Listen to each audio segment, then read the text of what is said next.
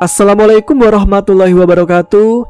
Jumpa lagi dengan saya Tama dalam Ada Apa Gerangan 2. Bagaimana kabar kalian? Semoga selalu diberikan kesehatan dan juga rezeki yang cukup. Jumpa lagi di Ada Apa Gerangan 2, di mana di sini saya akan khusus membacakan cerita-cerita mistis bersambung. Dan kita akan lanjutkan cerita tentang sebuah desa Setralaya. Desa yang para penduduknya masih mengikuti aliran Bhairawa Tantra, aliran Tantra garis kiri. Seperti apa sih aliran tersebut? Dan hal ini pun yang membuat Hafid menjadi penasaran dan ingin mencari tahu lebih lanjut. Nah, seperti apa ceritanya? Langsung saja kita simak. Teman-teman, ada apa gerangan? Ceritanya mulai dari sini.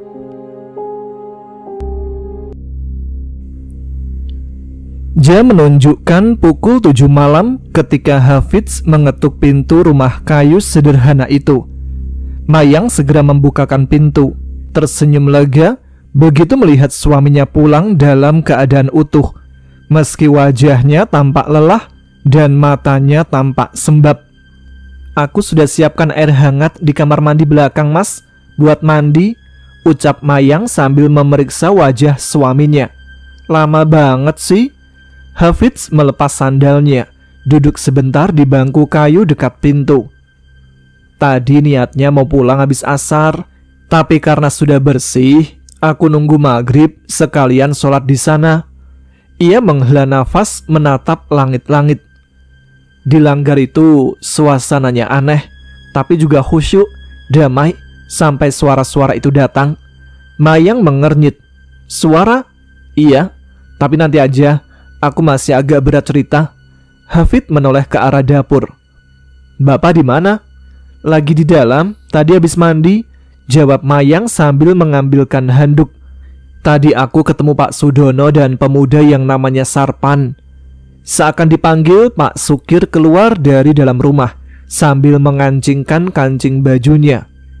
"Tadi kamu ketemu Pak Sudono, Yole?" "Nggih, Pak. Dia datang ke langgar waktu saya lagi ngobrol dengan Sarpan. Kayaknya nggak suka saya ada di sana. Ngomong soal langgar bisa bawa sial katanya." Pak Sukir mengangguk pelan. "Itu wajar. Pak Sudono itu sama kayak kebanyakan warga sini. Percaya apa yang sudah diwariskan, tapi nggak ngerti kenapa. Nggak ngerti apa yang sebenarnya terjadi atau pernah dilakukan." Hafiz diam. Kalimat itu menggantung di udara. Pak Sukir melanjutkan. Suaranya lebih pelan, nyaris seperti bisikan. "Desa ini punya 2 lapisan. Kami warga biasa ini lapisan luar. Tahu batasan, tahu pantangan, tapi nggak semua tahu isi dalamnya." "Dalamnya itu maksud Bapak?" tanya Hafiz perlahan. "Yang melakukan sesungguhnya, yang pegang ajaran tua itu," jawab Pak Sukir menunduk. "Kami menyebutnya teguh.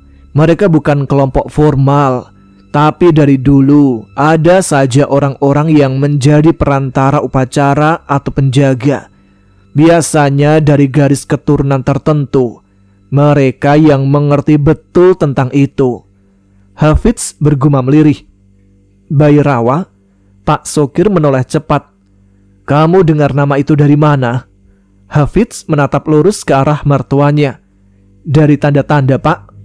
Pak Sukir terdiam lama. Akhirnya ia berkata pelan, "Kalau kamu sudah sampai mendengar namanya, berarti kamu harus lebih hati-hati." Mayang menatap 2 laki-laki itu bergantian. Perasaannya campur aduk antara takut dan bingung. Pak Sukir menghela nafas panjang. "Ajaran itu bukan buat semua orang. Itu ajaran tua. Dari zaman sebelum agama-agama besar masuk ke tanah ini. Sebagian bilang itu ilmu penguasaan diri. Tapi di sini, ajaran itu sudah bergeser. Jadi ritual. Jadi jalan mencapai kesaktian. Dan sayangnya, juga menjadi jalan untuk pengorbanan." "Korban manusia?" tanya Hafiz dengan nada pelan. Pak Sukir menatap Hafiz tak menjawab. Lalu pelan-pelan ia berkata, "Kamu baru melihat permukaannya, Le. Tapi kalau kamu kuat, aku tidak akan mencegah kamu mengorek lebih dalam.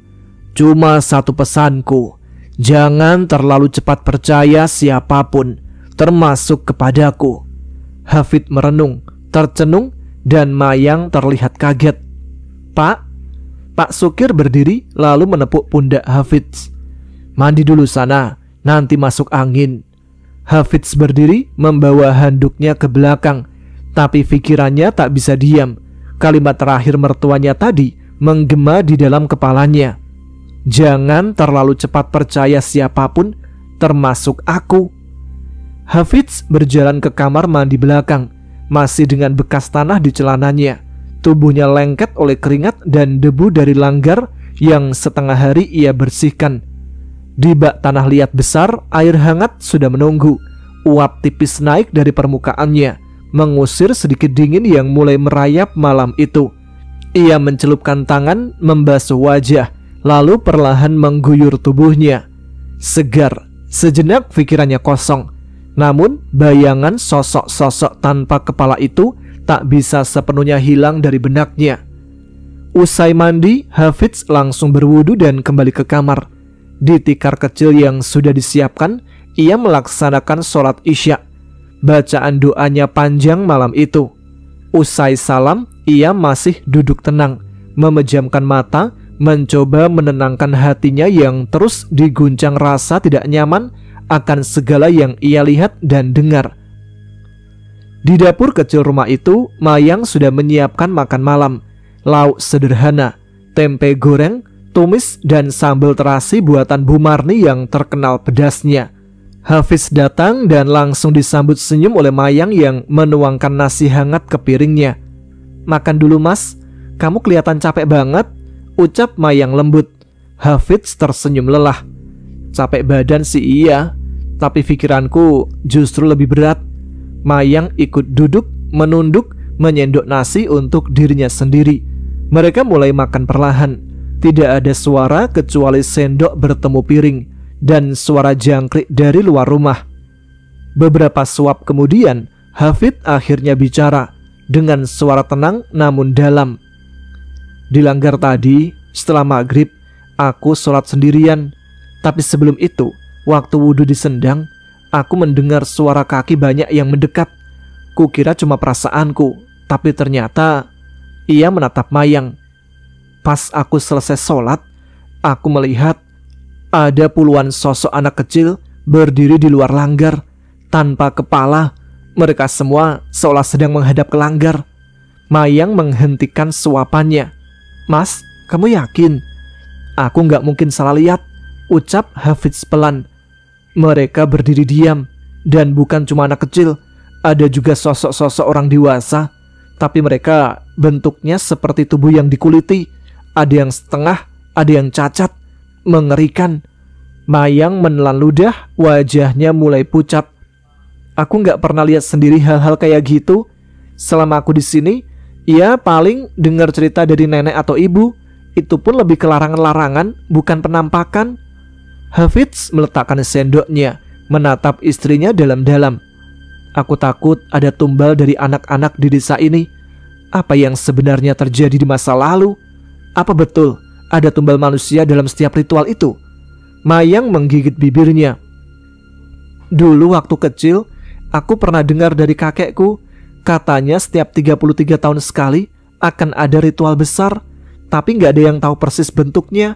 Yang pasti, setiap kali itu terjadi, selalu ada yang hilang, tapi tak pernah dicari." Hafidz menghela nafas panjang. "Yang, kalau itu benar, berarti ada yang sangat keliru di desa ini. Mungkin bukan semua warga, tapi ada kelompok yang masih melanjutkan ajaran itu, yang memilih diam atau pura-pura tidak tahu, sama saja membiarkan." Mayang menatap suaminya dengan mata berkaca-kaca.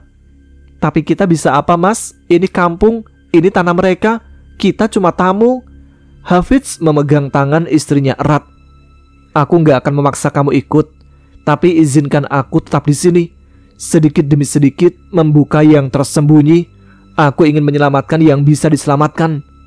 Tapi kamu harus jaga diri, bisik Mayang. Hafidz mengangguk. Awalnya nanti rumah Allah aku akan menghidupkan kembali. Mulai besok aku ajak anak-anak buat belajar di sana. Gak banyak, 1-2 dulu. Mungkin Sarpan bisa bantu. Mayang mengusap matanya lalu mengangguk kecil. Aku gak ngerti, tapi aku percaya sama kamu. Selama kamu yakin, aku akan dukung walaupun aku takut. Hafidz tersenyum, ia lalu memeluk istrinya erat. Terima kasih ya, istriku yang pemberani. Malam itu desa Setralaya tertelan sepi. Tidak ada suara hewan malam, tidak ada gemerisik angin di celah-celah bambu. Rumah Pak Sukir pun telah redup lampunya. Hafidz dan Mayang tertidur dalam kehangatan pelukan, tapi damai itu hanya sesaat. Dalam lelapnya, Hafidz mulai gelisah. Dahinya berkeringat, nafasnya berat. Ia memasuki mimpi yang terasa begitu nyata. Kini ia berdiri di sebuah hutan sunyi. Kabut tebal menggantung di antara pepohonan. Ranting dan akar menjuntai seperti tangan yang menunggu korban. Di tengah hutan itu, ada sebuah lapangan tanah liat berwarna merah, cekung seperti mangkok raksasa. Dari kejauhan, terdengar suara gendang bertalu-talu, dipadu dengan lonceng kecil yang digoyang-goyang cepat. Diselingi suara jeritan wanita dan tangisan seperti anak kecil. Hafidz melangkah pelan, mencoba melihat apa yang terjadi. Semakin dekat, pemandangan itu semakin mengerikan. Puluhan manusia mengitari api unggun besar. Mereka semua telanjang. Tubuh mereka dicoret dengan bubuk putih dan merah. Wajah mereka memakai topeng aneh dari kayu dan tulang. Di antara mereka, 5 wanita dan 5 pria muda saling bersetubuh tanpa malu. Tubuh mereka dipenuhi keringat dan abu. Gairah itu bukanlah cinta, tapi bagian dari sesuatu yang lebih dalam. Ritus penyatuan, sakti dan Shiva dalam versi paling bengis. Tidak jauh dari api, tampak seorang pria duduk di atas tumpukan tengkorak. Di tangannya cawan besar dari batok kelapa manusia. Ia menenggak cairan merah pekat. Entah itu arak atau darah, tidak jelas. Lalu seseorang menyeret tubuh yang masih bernyawa. Laki-laki tua dengan tubuh kurus dan wajah panik. Ia diseret ke altar tanah, dikelilingi obor yang mulai menyala tinggi. Terdengar nyanyian, bukan nyanyian indah, melainkan mantra dengan irama memekakkan telinga. Pisau hitam diangkat, jeritan memecah malam. Tubuh itu disayat perlahan, darahnya ditampung dalam tempurung. Sebagian dicecap, sebagian dioleskan ke wajah pemimpin ritual. Organ dalam tubuh itu berupa jantung, hati, bahkan daging di pahanya dipotong dan dibakar. Asap hitam membumbung ke langit. Teriakan histeris bercampur tawa gila. Dan dari balik nyala api berdiri satu sosok tinggi, hitam, tubuhnya berselimut kain merah kusam. Wajahnya tertutup topeng tengkorak. Kedua matanya bercahaya, namun tidak menyala terang, melainkan seperti bara dalam genangan air. Sosok itu menunjuk ke arah Hafidz. Lalu satu kata keluar dari balik topengnya. Ikutlah. Hafidz mundur, tapi kakinya tak bisa bergerak. Dunia di sekitarnya seperti menelannya. Tanah merah mulai mencair seperti darah. Api menjalar ke langit. Tubuh-tubuh itu kini melirik ke arahnya. Ikutlah. Ulang sosok itu lagi. Kali ini nadanya seperti gema dari dalam kepala Hafidz. Lalu dunia runtuh. Api menelan semuanya. Dan Hafidz terbangun. Nafasnya tersengal, tenggorokannya kering. Ia menatap jam. Pukul 2 tepat. Mimpi itu begitu nyata, terlalu nyata. Suara gonggongan anjing terdengar samar dari kejauhan. Ia duduk sebentar, mencoba menenangkan diri. Nafasnya masih berat. Apakah itu hanya mimpi atau pertanda? Petunjuk dari Yang Maha Kuasa atas apa yang benar-benar sedang terjadi di balik tirai gelap desa ini? Aku harus bersuci, batinnya. Ia bangkit, langkahnya pelan melewati kamar menuju dapur kecil di belakang rumah. Di sana, Pintu kayu yang menuju ke halaman belakang tampak diam seperti biasa, tapi di benaknya masih berputar-putar bayangan altar batu, darah, dan irama mantra yang bergema dari mimpinya. Tangannya meraih gagang pintu. Saat ujung jarinya menyentuh besi tua yang dingin, ia berhenti. Apa akan ada penampakan lagi malam ini? Ia menahan nafas. Hafidz berdiri membatu di ambang pintu belakang. Remang lampu minyak dari dapur menciptakan bayangan samar di dinding papan. Udara dingin merayap masuk dalam celah-celah, menembus kain baju koko tipis yang ia kenakan. Di luar sana, sunyi menggantung seperti kabut pekat yang menelan segala bunyi. Hanya suara detak jantungnya yang terdengar, pelan namun menghentak keras di dalam dada. Ia menatap gagang pintu kayu itu, mengumpulkan niat untuk membukanya. Tapi dalam heningnya niat itu, seketika itu juga pintu di hadapannya bergetar keras, seperti digedor sesuatu dari luar. Sekali, 2 kali, 3 kali. Suara gedoran itu terus berulang, semakin cepat dan liar. Kayu pintu seperti akan jebol. Hafidz terpaku, bukan karena takut, bukan itu, tapi karena otaknya memutar ulang semua kejadian sebelumnya. Tubuh anak kecil tanpa kepala, suara mengerikan dilanggar, sosok yang dibakar dalam mimpinya, dan kini suara yang menggila di hadapannya. Tangannya yang semula menggenggam gagang pintu perlahan-lahan melemas. Keringat dingin mulai membasahi pelipisnya.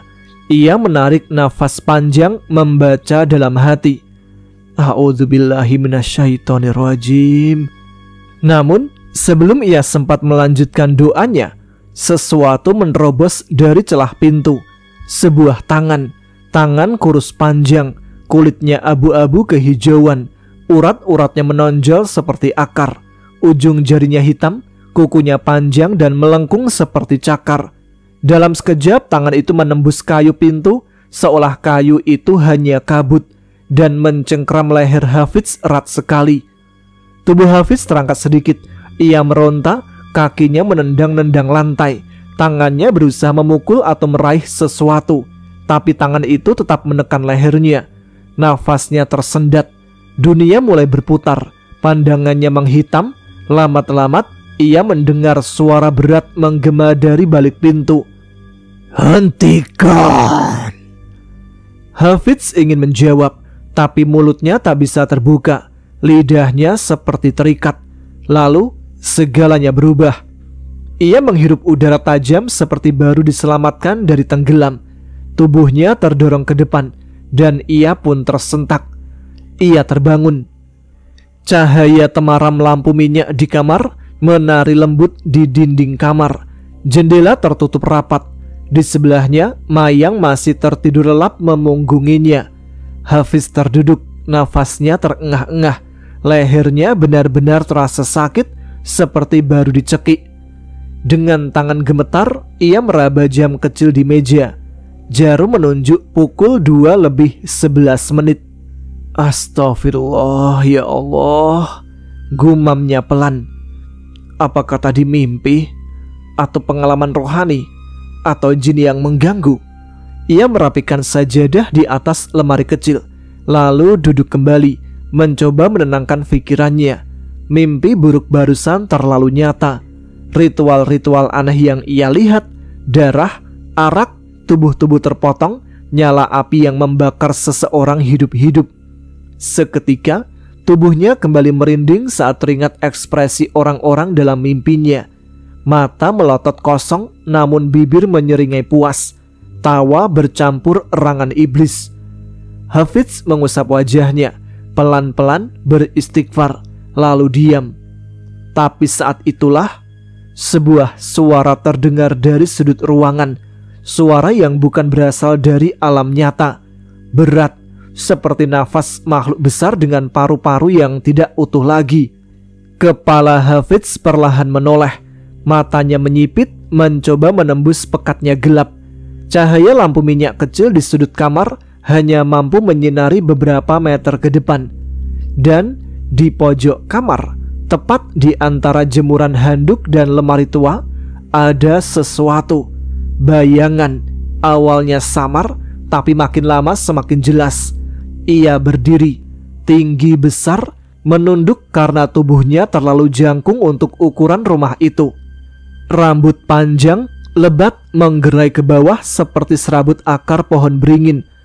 Tubuhnya dipenuhi luka menganga, berair hitam, seperti kulit yang dicabut paksa lalu dibiarkan membusuk.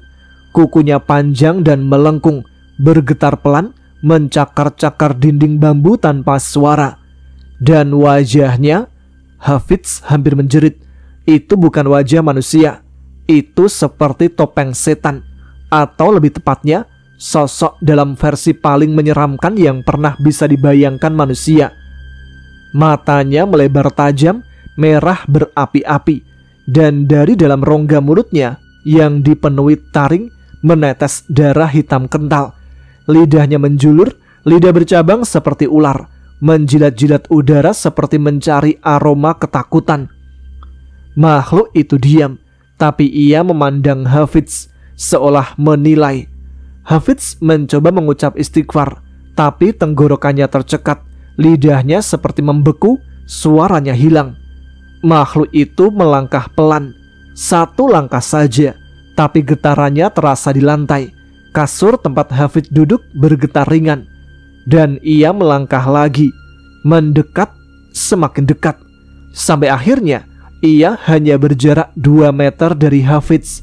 Dan kini Hafidz bisa melihat bahwa matanya yang merah itu berair, bukan karena sedih, tapi karena dendam. Mata yang menyimpan ratusan tahun kemarahan dan pengorbanan. Di tangannya ia memegang sebuah tengkorak anak kecil yang masih basah, dan perlahan tengkorak itu dibawa ke mulutnya, dijilat dan dilempar ke lantai. "Berhenti!" gumam suara dalam kepala Hafidz, tapi tak tahu dari mana asalnya. Hafidz meronta batin ingin berteriak, dan tiba-tiba tubuhnya terangkat ke udara, bukan karena bangun berdiri, melainkan diangkat paksa oleh kekuatan tak kasat mata, seperti diangkat dari tengkuk. Kakinya menendang-nendang kosong, lehernya dicekik erat oleh tangan tak terlihat, dan seluruh tubuhnya menggigil karena udara tiba-tiba membeku dingin. Matanya membelalak. "Allahu Akbar!" Namun suaranya tak terdengar, tenggorokannya mampet, hanya batinnya yang berteriak. Makhluk itu tertawa. "Kau hanya lilin kecil di tengah lautan minyak. Kau akan terbakar dengan sendirinya," katanya lagi dalam gumam batin yang bukan batin Hafidz. Tiba-tiba dari langit-langit kamar, ratusan tangan hitam panjang menjulur ke bawah. Mereka mencoba meraih tubuh Hafidz, tapi tak menyentuhnya, hanya menggantung dan melambai-lambai seperti akar pohon yang hidup menunggu waktu. Dan ketika Hafidz merasa dunia mulai memudar karena kehabisan nafas, tubuhnya terhempas ke kasur dengan keras. Mayang masih tidur seperti tak terusik.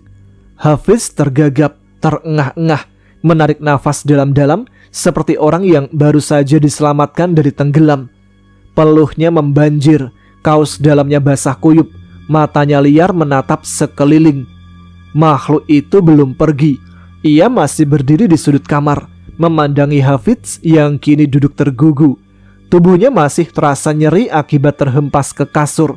Sorot matanya begitu tajam, mata penuh kebencian dan nafsu membunuh, seolah sedang menakar jarak dan waktu yang tersisa untuk melancarkan serangan berikutnya. Nafasnya terdengar berat dan panjang, seperti hembusan kawah gunung berapi yang menunggu meledak. Hafidz menggigit bibirnya pelan, lidahnya terasa keluh, tapi jiwanya perlahan bangkit. Ia tahu kalau sekarang dia diam, ia akan kalah. Perlahan ia menegakkan punggungnya, kedua tangannya terangkat di depan dada, seperti gerakan awal berdoa. Mulutnya terbuka, pelan tapi jelas.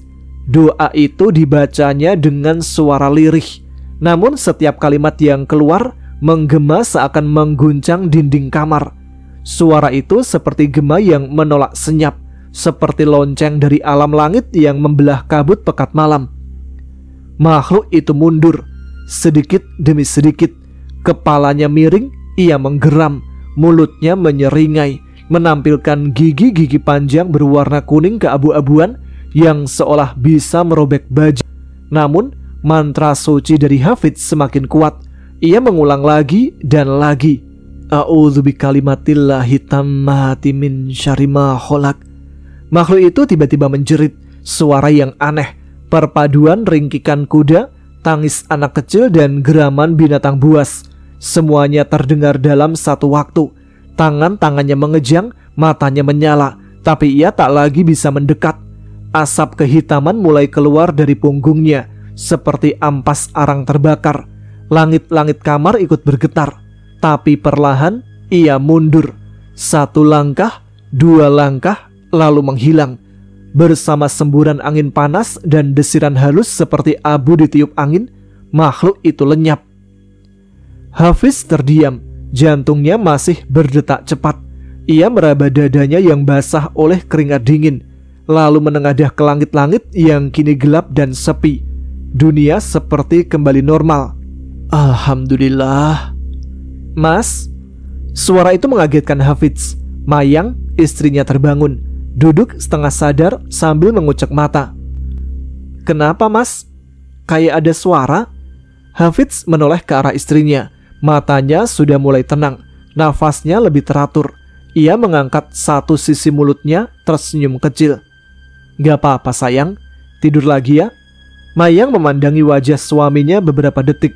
Ada sesuatu yang berbeda di rautnya, tapi Mayang terlalu mengantuk untuk mencerna.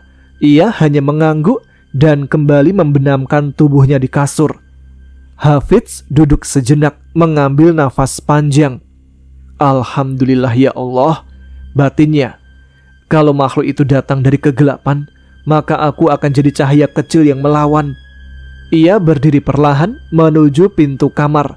Tangannya memegang gagang pintu kayu. Kali ini tanpa ragu ia keluar untuk berwudu. Udara malam terasa lebih normal. Tidak ada suara aneh, tidak ada bayang-bayang yang menari di balik gelap. Hafidz berdiri di bawah langit malam yang kini terasa tenang, menghadap ke sumber air. Ia berwudu dengan khusyuk. Air dingin menyentuh kulitnya, tapi tak membuatnya gentar. Setelah itu, ia kembali ke kamar, melaksanakan sholat tahajud dan sujud panjang dalam keheningan. Dalam sujudnya, ia memohon petunjuk. Dalam diam, ia meminta kekuatan. Selesai sholat, ia duduk bersila dan berzikir sampai waktu subuh tiba. Ia tak lagi dihantui ketakutan. Hatinya telah teguh. Pagi menjelang, burung-burung mulai bersautan dari kejauhan. Suasana dapur rumah sederhana itu kembali hangat dengan aroma sayur dan gorengan singkong.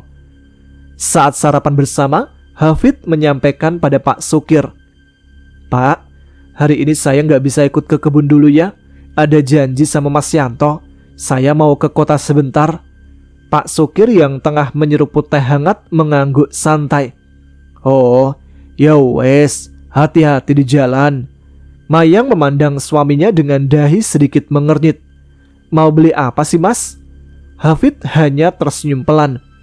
"Mau beli keperluan sehari-hari. Sama ya, ngontak temen soal kerjaan. Di sini kan gak ada sinyal. HP juga sudah mati total." Mayang mengangguk mengerti. "Ya sudah, yang penting jangan lupa makan." Tidak lama Pak Sukir bersiap berangkat ke ladang seperti biasa, memanggul keranjang dan membawa cangkul. Ia menepuk pundak Hafidz sebelum pergi. "Ya wes, bapak berangkat dulu yole. Jangan lupa salam ke Mas Yanto kalau sudah datang." "Nggih pak, hati-hati." Pak Sukir pun melangkah meninggalkan rumah menuju kebun di perbukitan. Sementara Hafidz bersiap menanti kedatangan Mas Yanto. Jam menunjukkan pukul 7:10 ketika suara knalpot sepeda motor terdengar mendekat dari kejauhan. Deru mesinnya terdengar khas seperti motor trail, tapi lebih kasar dan berat. Ban belakangnya dililit rantai besi, menyesuaikan dengan medan tanah licin menuju desa Setralaya. Dari balik jendela, Mayang melongok. "Mas Yanto sudah datang, Mas," serunya ke arah dalam rumah. Hafidz keluar dari kamar sambil membenarkan tali tas punggungnya.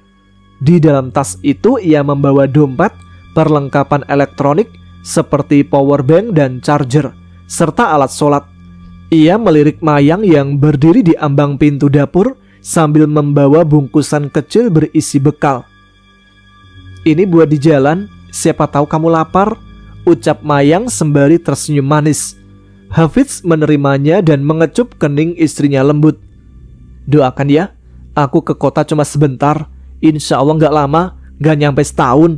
"Setahun? Emang kamu mau nikah lagi?" Dari ruang dalam, Bu Marni muncul sambil mengeringkan tangannya dengan celemek.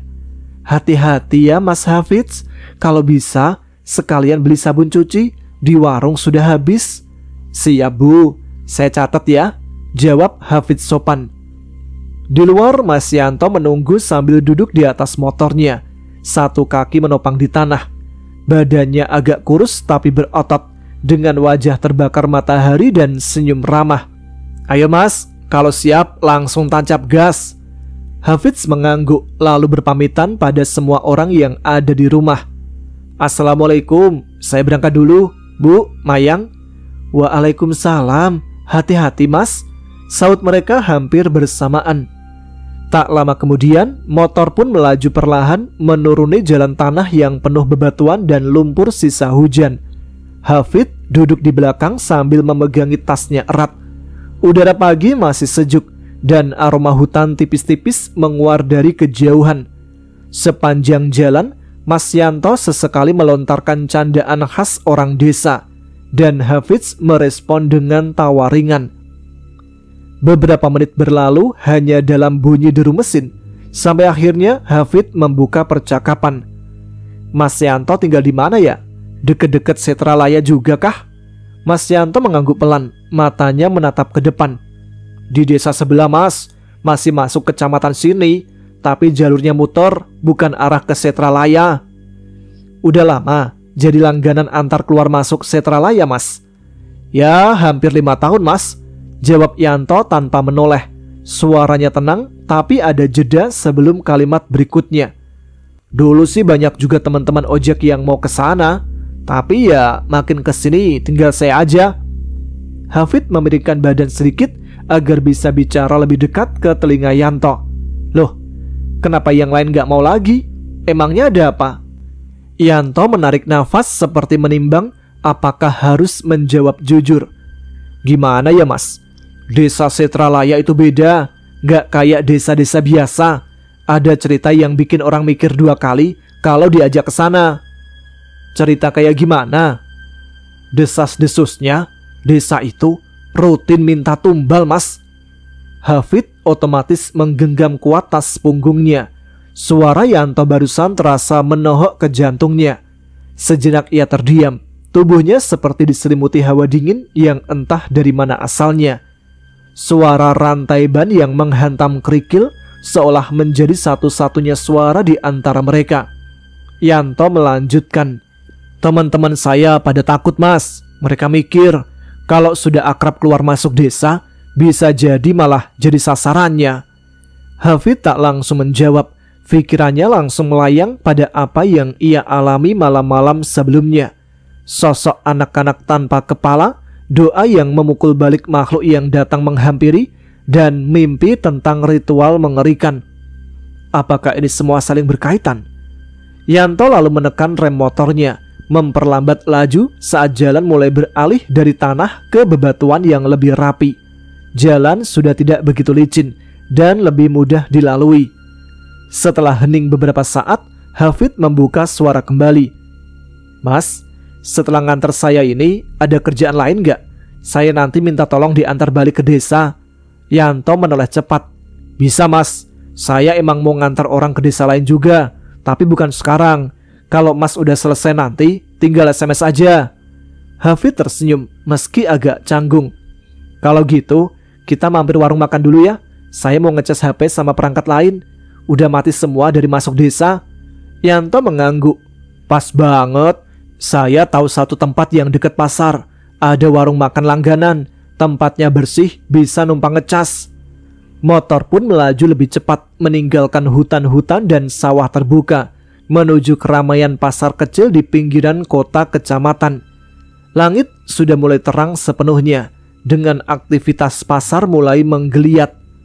Motor yang dikendarai Mas Yanto berbelok pelan memasuki halaman warung makan sederhana di tepi jalan. Warung itu tampak sepi, hanya ada satu meja panjang dan beberapa kursi plastik di bawah atap seng. Di pojok warung tergantung colokan listrik dengan terminal cabang, tempat langka yang dicari Hafid hari itu. Yanto menoleh ke belakang. "Mas, ini warungnya, bisa ngecas di sini, sinyalnya juga lumayan." "Pas banget," ujar Hafid sambil melompat turun dari motor. Ia masuk ke warung, langsung menyapa ibu pemiliknya yang sedang membersihkan piring. "Bu, permisi, boleh numpang ngecas sebentar? Saya juga pesan makan sekalian." "Oh, boleh Mas, silahkan. Mau makan apa?" "Nasi pecelnya 2, teh manis anget 2 juga ya Bu." Hafid melirik Mas Yanto yang masih canggung di ambang pintu. Mas Yanto, sini saya traktir, sekalian istirahat sebentar." "Wah, matur nuwun Mas," kata Mas Yanto sambil ikut duduk. Hafid mengeluarkan HP dan powerbank dari tas ranselnya, lalu segera mencolokkannya ke terminal. Bar indikator baterai mulai merangkak naik. Ia menatap layar kosong beberapa detik, lalu mengaktifkan ponselnya. Setelah loading cukup lama, sinyal akhirnya muncul, walau hanya 3 bar. Begitu masuk ke layar utama, Hafid segera membuka kontak dan mencari nama Arfan. Ia menghela nafas dalam-dalam sebelum menekan tombol call. Nada sambung berdering lama. Sekitar 5 detik kemudian, suara di seberang mengangkat. "Assalamualaikum. Halo, Hafid? Wih, lama gak kedengeran. Gimana kabarnya?" "Waalaikumsalam, Van. Kabar campur aduk, makanya aku telepon. Lagi di tempat yang bisa dibilang aneh." "Di mana kamu sekarang?" "Di desa asal istriku, namanya Setralaya. Paling ujung, dekat bukit dan hutan. Gak ada listrik, sinyalnya juga parah. Tapi yang lebih mengganggu itu auranya, Van. Aku ngalamin hal-hal yang gak masuk akal." "Macam apa? Cerita dulu." "Ya, dari gak adanya azan, langgar terbengkalai, sampai penampakan anak-anak tanpa kepala, tubuh dikuliti, dan yang bikin makin berat, aku mimpi ritual. Seks, makan daging, darah, api, mantra aneh, semuanya." "Kamu baru saja menyebutkan seluruh ciri utama ritual Fama Marga Bhairawa Tantra. Itu istilah yang sempat kamu sebutkan dulu pas riset di Jogja kan? Jelasin lagi, Van. Aku butuh referensinya sekarang." "Fama Marga itu jalur kiri dari Bhairawa Tantra. Ajarannya ekstrim, bersandar pada 5M. Madhya alias arak, Mamsa yaitu daging, Matsya ikan mentah, Mudra tarian atau simbol tubuh, dan Maituna seks ritual. Tapi dalam versi yang sudah terdistorsi, terutama di wilayah Nusantara. Kadang dicampur dengan praktek animisme lokal. Tumbal anak-anak, kanibal, bahkan pembakaran manusia, itu semua ada dalam catatan lisan maupun naskah-naskah tua di Bali dan Jawa bagian timur. Itu yang aku butuhkan. Dan Setralaya punya satu ritual besar setiap 33 tahun. Dan satu sosok penting yang dulu mengajarkan Islam di sana, namanya Kiai Purwo, menghilang begitu saja. Wah, aku curiga desa itu bukan sekedar lokasi, tapi pusat tapal ritual. Nama Setralaya sendiri sudah menunjukkan jejak itu. Mungkin dulunya tempat kremasi massal. Kalau kamu menemukan sendang di dekat langgar, itu juga ciri khas tempat suci Bhairawa. Aku memang nemu sendang di balik langgar, tersumpal tapi masih mengalir. Kalau kau sudah menyentuh pusat energi itu, bersihkan niatmu. Kau bukan hanya memulai dakwah, kau sedang menyentuh sesuatu yang ingin terus disembunyikan. Tapi kau juga bisa jadi pembuka jalan untuk perubahan. Aku siap, Van, tapi aku butuh bantuan. Kalau bisa, bantu kumpulkan referensi tertulis, atau siapa tahu datang sendiri nanti ke sini. Siap, brother. Kalau bisa, nanti ku email naskah dan rekaman lisan dari Bali dan Lumajang yang mirip kasusmu. Tapi nanti kamu coba cari sinyal dulu. Hati-hati Fit, di tempat seperti itu bukan hanya manusia yang waspada, tapi yang tak terlihat juga. Iya Van, aku sudah merasakannya langsung. Baiklah teman-teman, sampai di sini dulu episode kali ini. Kita akan lanjutkan cerita tentang Desa Setralaya pada episode selanjutnya. Aktifkan notifikasinya biar tidak ketinggalan cerita kelanjutannya. Terima kasih untuk teman-teman yang sudah menyimak episode kali ini. Terima kasih juga yang sudah menuliskan komentar, meramaikan video-video di Ada Apa Gerangan. Sekarang saya Tama harus pamit. Kita jumpa lagi di episode selanjutnya. Tetap semangat, jaga kesehatan. Wassalamualaikum warahmatullahi wabarakatuh.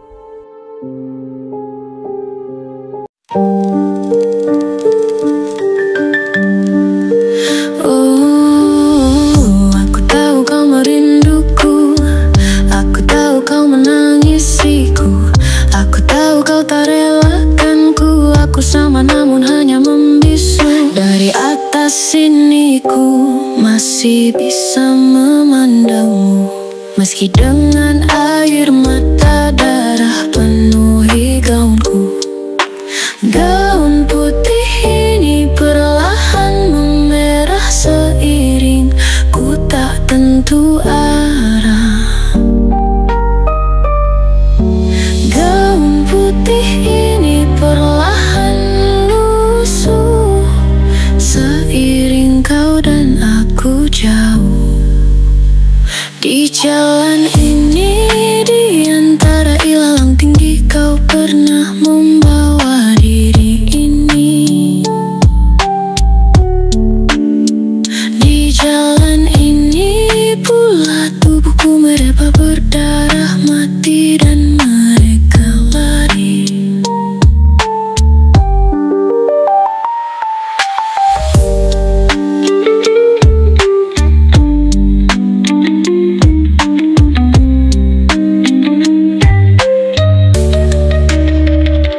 Di jalan ini, di antara ilalang tinggi, kau pernah membawa diri ini.